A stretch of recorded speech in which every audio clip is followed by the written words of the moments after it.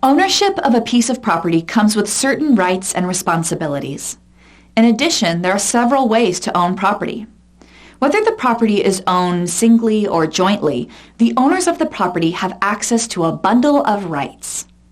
The type of estate and land that an owner controls affects how big that bundle of rights really is. The bundle of rights is a conceptual way of looking at the complex set of rights held and exercised by a party that has some measure of control over a piece of property. The following are the rights that are usually found in this bundle: the right to possess a property or possession, the right to use the property in a legal manner or enjoyment, the right to control the use of a property or control, the right to exclude other people from using a property or exclusion, the right to dispose of the property through sale, rental, or transfer, disposal. A title, which is the legal basis for the ownership of a piece of property, usually spells out the rights that the owner can exercise. When a title is transferred to someone else, the bundle of rights associated with the property is transferred as well. The possessor or controller of a property may have a smaller or larger bundle of rights depending on the way that possession or control was established. Someone who buys a house has a larger bundle of rights since there is less restriction on what they can do with the property. Someone who rents a property from another person has a significantly smaller bundle of rights by comparison. A tenant could be seen as being granted a few rights out of the bundle, which is actually held by the landlord. When the rental agreement is terminated, the borrowed rights are returned to the landlord. We often think of land as the surface of the earth. But in the context of real property, land starts at the center of the earth, goes up to the surface, and continues out into space.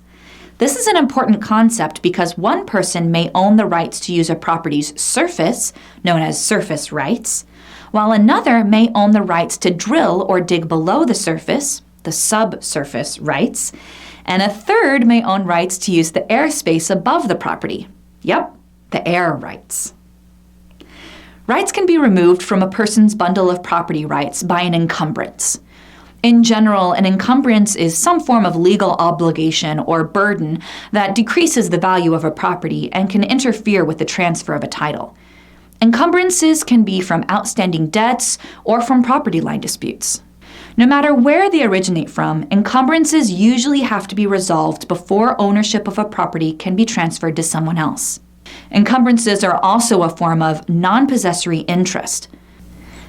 A nonpossessory interest in a piece of property is a right to use or the right to restrict the use of another person's land. The nonpossessory part refers to the fact that the holder of the interest has rights and privileges related to a property, but doesn't actually possess the property. The two primary forms of encumbrances are liens and easements. A lien is a legal claim made on another person's property for the purpose of securing or repaying a debt to the holder of the lien. Liens can be imposed by financial institutions for repayment of loans. Alternatively, a lien can be imposed by the government for failure to pay property taxes. Liens usually carry with them the right of the holder of the lien to repossess and sell the property in order to pay off the debt. In some states, a mortgage is seen as a form of lien.